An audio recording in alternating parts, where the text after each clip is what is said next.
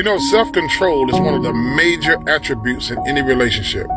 So many of us spend so much time trying to control others and everything else around us, but we fail when it comes to controlling ourselves. When you fail to develop self-control, anytime an urge comes, 9 times out of 10, you're going to fall for it. Napoleon Hill said, if you can't conquer yourself, you will be conquered. So many relationships have been broken because someone failed to exercise self-control. And in many cases, the person who was done wrong blamed themselves. One thing I learned about being in a good relationship is that you're always under attack.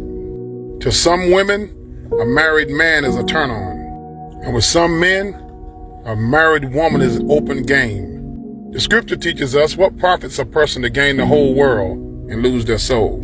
So develop self-control. I love you. Believe that. We are here. Brother James Gifford. Yes, sir. Podcast, man, for Judas Den. Positivity always being sent all over the place. That's what I'm talking about. How you doing today, I'm doing great. I got no complaint. Hey. Even if I did, it won't do me no good. So people don't know, this is the interview I've been waiting to do. This is my uncle. This is my uncle. So this means a lot to me. Finally got up here to run this thing back to back. So we're gonna have a good time. Let's get right into it. Let's get right into it. So just quickly, you were born in St. Petersburg. Yeah. But you were raised in Georgia. Yeah. Give me the background about that. Well, actually, my parents, my biological parents, my mother died when I was 4 months old. All right. And from there, my father felt at the time that he wasn't in a position to raise, because I had 2 other brothers, older brothers.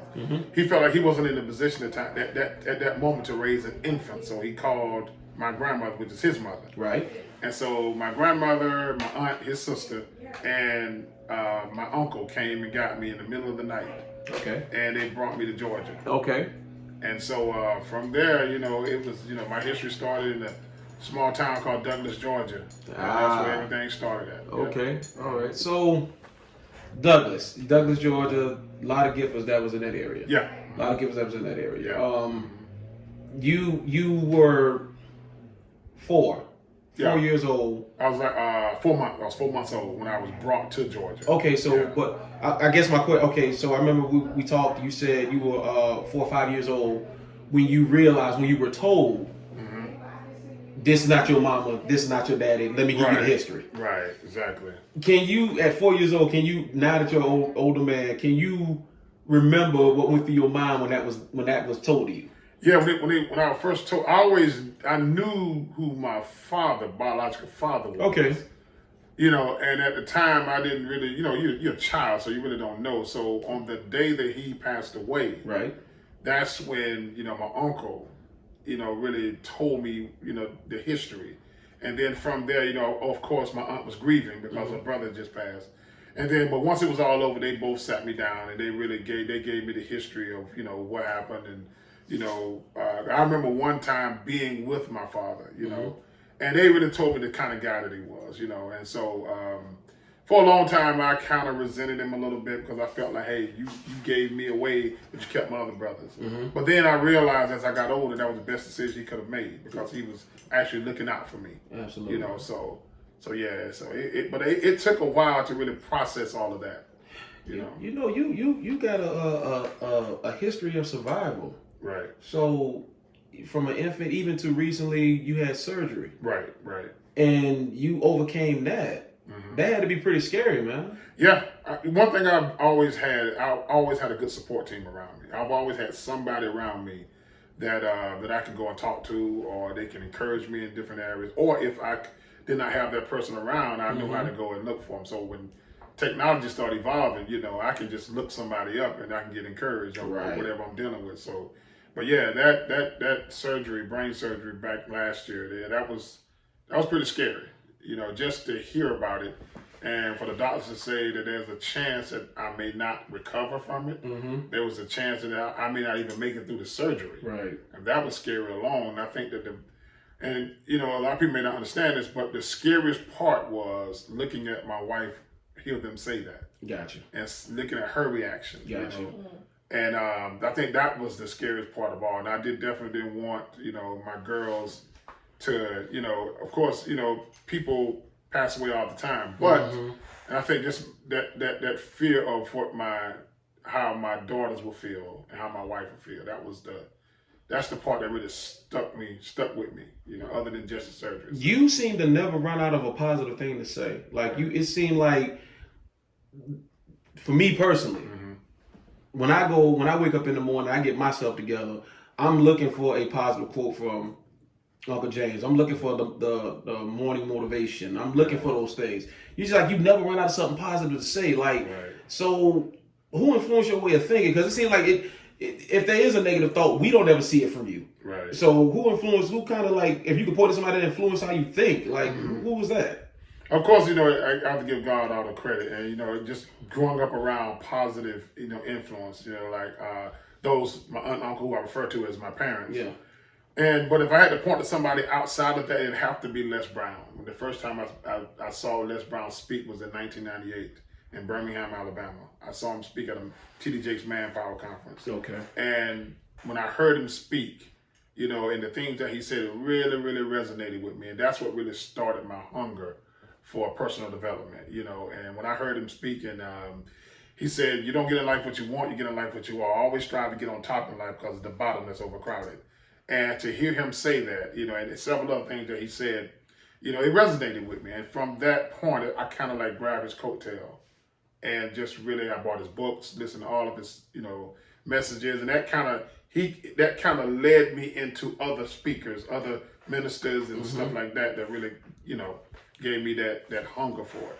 You don't get what you want, you get what you are. Yeah, you don't get what you want in life. You don't get what you want in life, but you get what you are. Yeah, right. Somebody gonna be mad about that. Right. Because that hey, you accountable for that. So whatever you are, that you gonna get exactly what you are. Exactly. Okay.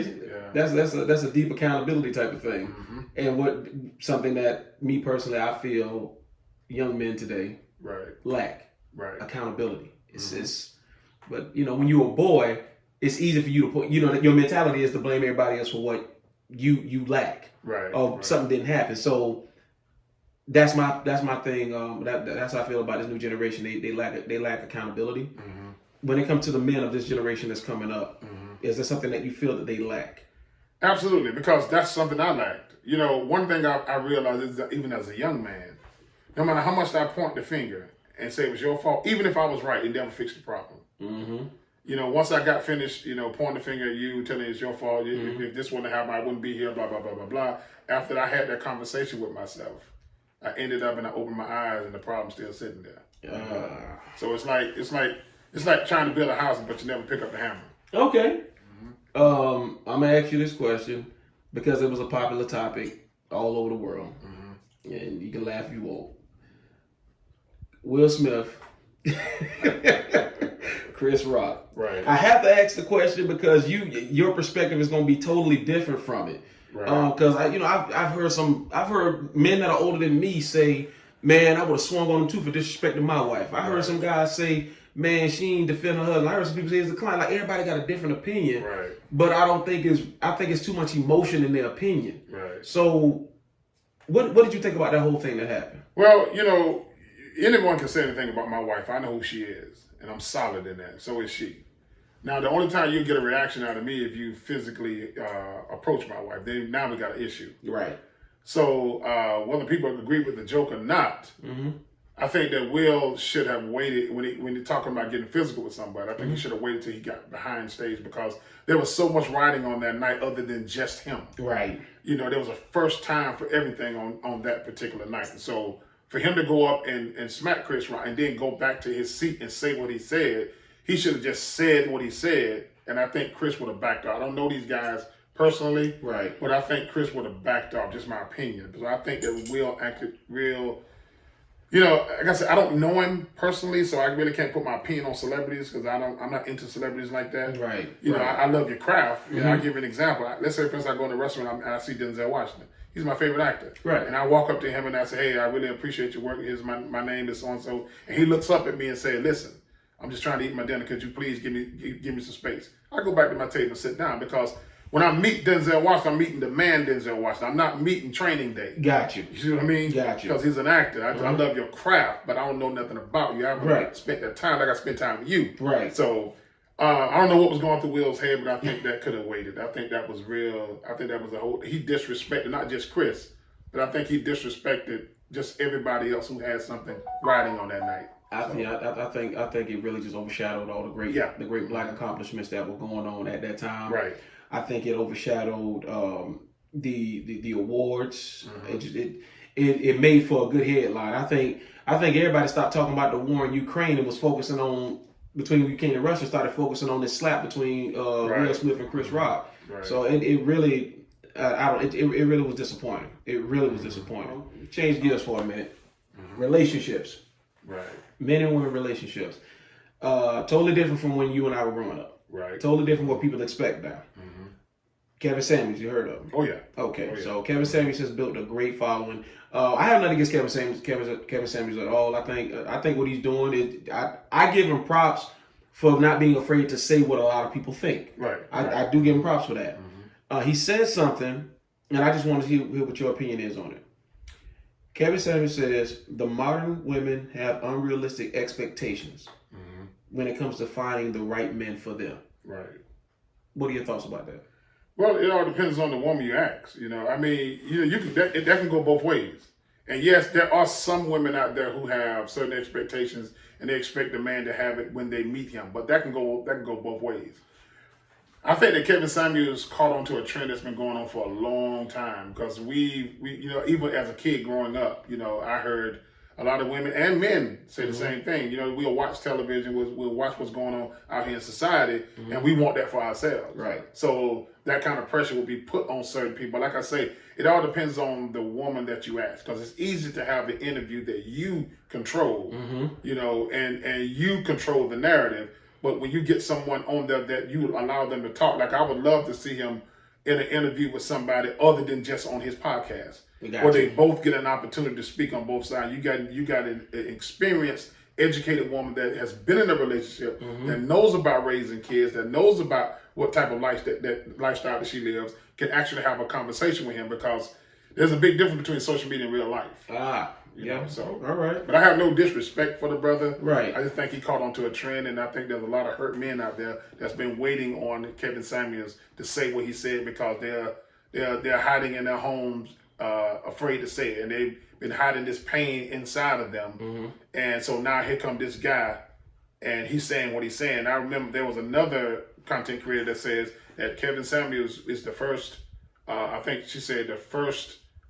Radio talk or podcast speaker to speak in favor of black men. I was like, that is completely false. Wow. Don't give him the title of podcaster. I say, because when it comes to speaking for us, Minister Louis Farrakhan been doing it for decades. Gotcha. So I would not disrespect Mr. Farrakhan or any other speaker like that and give that credit to Kevin Sam. No disrespect to Kevin. Right. Don't know him, and I have no judgment of him. But the questions that he's asking, the women that he's bringing on his show, a lot of those women have no experience about life at all. Gotcha. So they're going to say things like that. So I think he just caught on to a trend. I keep hearing from a lot of men that a good woman is hard to find. Well, it all depends on where you're looking and what you define as good. A woman that knows who she is, knows her worth, that's a good woman. A woman who supports her man, but she doesn't baby him, that's a good woman. A woman who doesn't mind submitting as long as you understand what it means and it goes both ways. That's a good woman. A woman that's beautiful, loving, and full of ambition. That's a good woman. She brings more to the table than you're willing to acknowledge. That's because she's a good woman. She walks in her femininity. She takes care of herself, but don't think she won't check you. That's a good woman. She has your back as long as you have hers. That's a good woman. She knows who she is and she walks with confidence. That's a good woman. She expects you to be everything God called you to be, and she will hold you accountable. That's a good woman. Ladies, whatever I missed, leave a comment. You're not hard to find. We just need to step up. Stay tuned for part 2. A good man. I love you. So you put a post up on TikTok. 2.1 million views on this post. Right. A good woman is hard to find. Right. What popped in your head to make you put this out there? Because this really got a lot of people on it. Like, I mean, 2.1 million views. That's a lot of views. Right. So tell me about that. I'm loving that post, man. Right. I mean, the question I asked, a lot of men said that a good woman is hard to find, and I described, in my opinion, that good woman. And at the end of the video, I said, ladies, whatever I missed, leave a comment. Mm-hmm.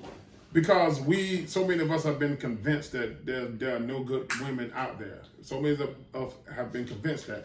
But it all comes down to defining what do you consider good. They also say there are no good men left. Right. I did one on that as well. Tell me about that one. You said kind of the same thing? Yeah, kind of the same thing. It all depends on what you define as good. Now, I could have a certain lifestyle that I'm living before she comes along. Gotcha. And she'll actually come in and give me the things that I need. I may not necessarily want it. Okay. Because it once you have developed, I live by this saying, whatever you consistently put into practice become habits, and those habits become a lifestyle. Mm-hmm.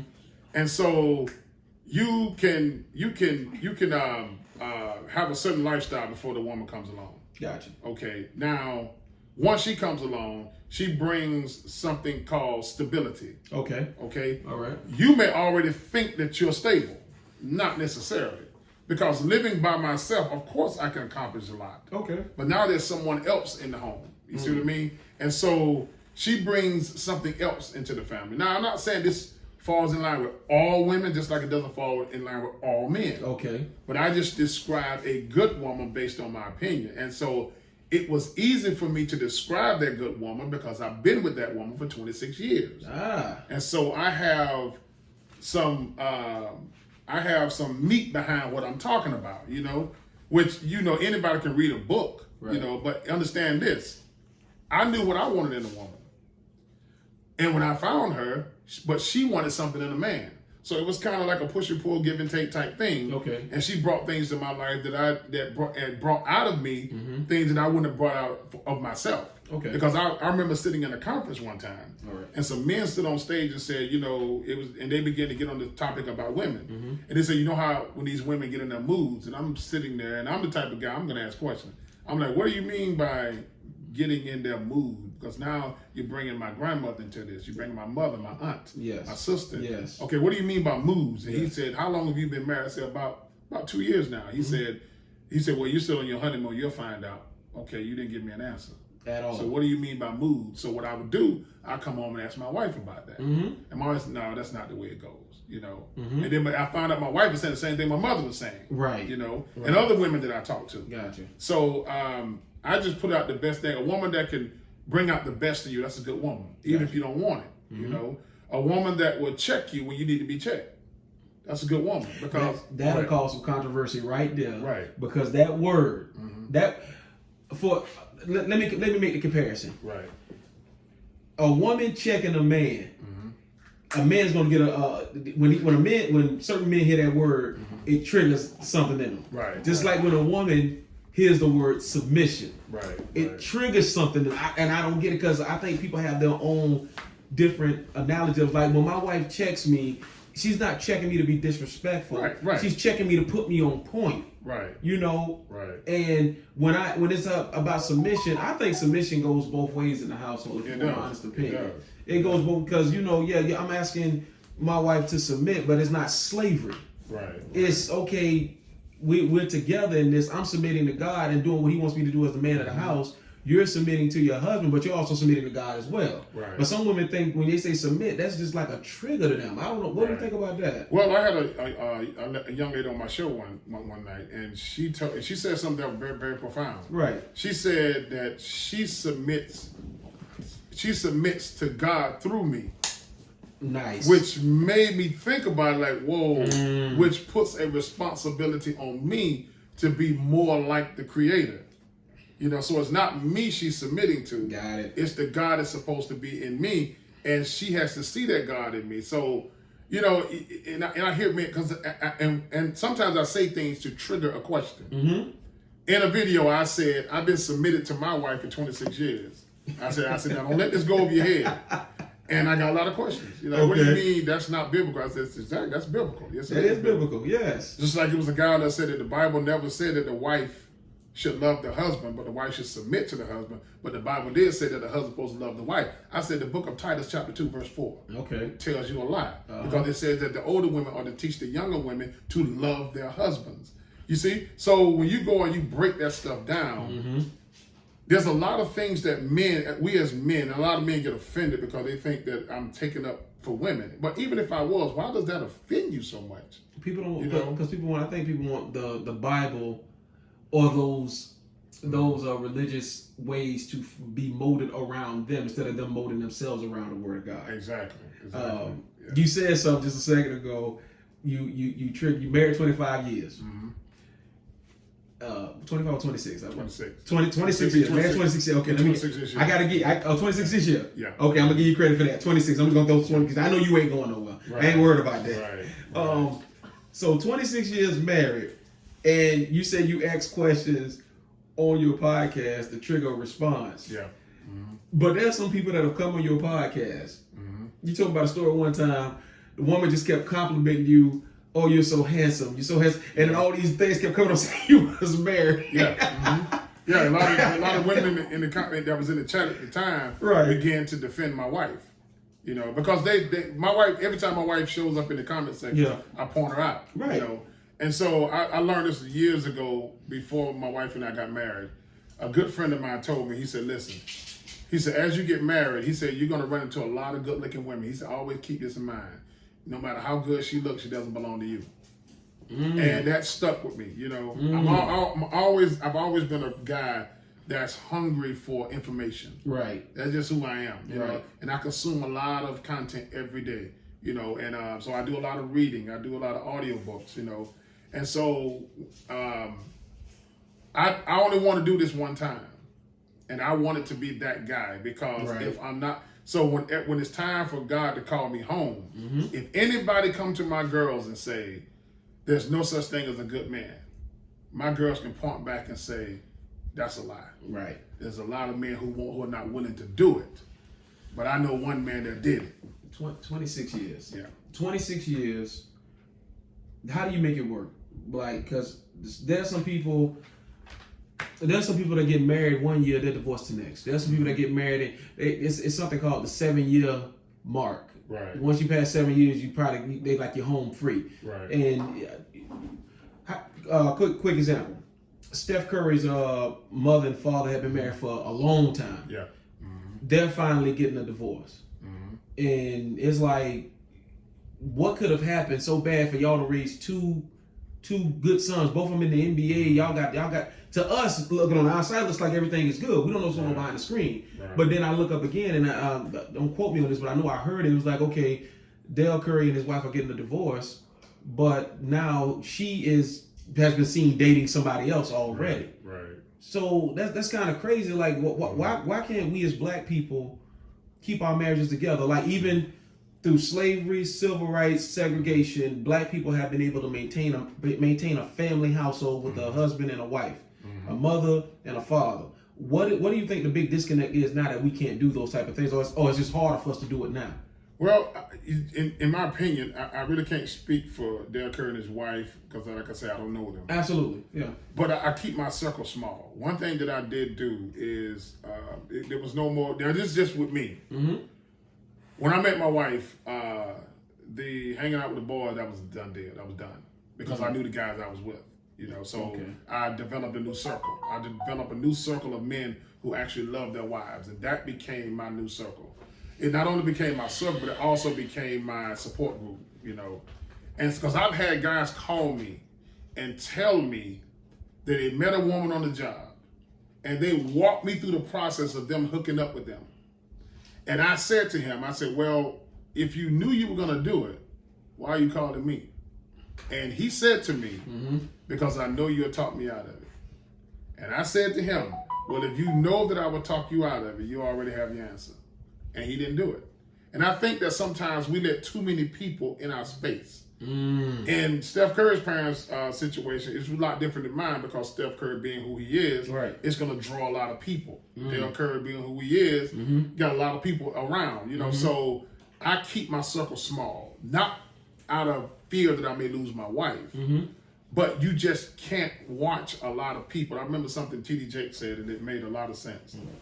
He talked about the difference between having a comrade, he said a comrade, a confidant, and a constituent. Okay. He said, if you have at least 3 confidants in your life, you're doing a great job. There's only a handful of people that I actually reach out to when there's something going on, and these brothers have to be solid, just outside the family, And so I think that when you want to do something, one thing I've learned, there's nothing on earth more powerful, more determined, and more committed than a made-up mind. Once you make your mind up to do something, you're going to get it done. Just like now, you and I are sitting here doing this video, right? And you were able to do that because somebody made up their mind to create a system in order for you to do these things. Right. You made up your mind to do an interview with me and you did it. Right. Well, why can't I make up my mind to never cheat on my wife? Why can't I make up my mind to stay with the woman that I said I was committed myself to? And why can't my wife do the same thing? Right. We do what we want to do. You don't just fall out of love with somebody. We do what we want to do. We do what we really make up our mind to do. If you have to convince somebody to stay with you, if you have to convince somebody to love you, then you're going to see that problem again. Absolutely. They have to make that decision upon their own that I want to be here, I want to be with you.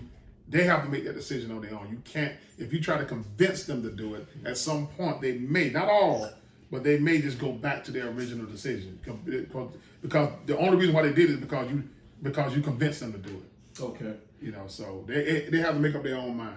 I got one last question. This has been good. This has been real good. You say a lot of positive things. Last night we having dinner. A woman from Detroit, never met her before, didn't even know she knew you. Right. That woman sat there in that restaurant and said she recognized you, and she thanked you for all the positive messages that you put out. He has such nice messages on how men should treat women, and he be very serious.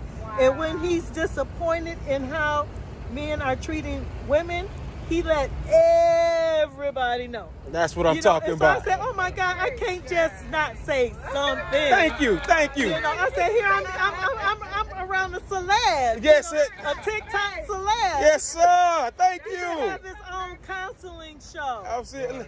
Go ahead. Shake a hand, man. Shake a hand. Come on now. Your own counseling show. Maxwell here. She gonna take a picture. Maxwell take a picture. Yeah, take a picture. That boy famous. Look at him. Uncle's famous. That's powerful. Yeah. That's powerful, and it made me feel good. Right. So, with that being said, what do you hope to accomplish with all your positivity that you put out, all the messages that you put out, you put out so much positive energy from your household to this world, and it's like you found your niche, you found your purpose. But what do you hope to accomplish by doing this like every single day? Someone wants to ask the question that when someone drives, if your name is brought up in a conversation, what would be the topic? I want to be remembered as a guy who loved God first. Okay. And I want to see people, because I know how it felt to be in that hurt position. I know how it felt to be disrespected, And so the people who are down and out, those are the ones who I'm trying to reach. The people who are down and out to the point where they feel like they just can't even live life no more, whether it was because of a relationship or they went through something, because I went through something as well. And the thing I want to do is empower as many people as I can to get back up, because God never makes mistakes. Start seeing their life in a better perspective, knowing that you are worth it regardless of what someone says. People can talk, but what makes another person's voice so powerful is when you accept it. I'm reminded of something that Dr. Carter G. Woodson said, who wrote the book, The Miseducation of the Negro. And he said that, you can control the way a person thinks. You do not have to concern yourself with what they would do. So it all comes down to you.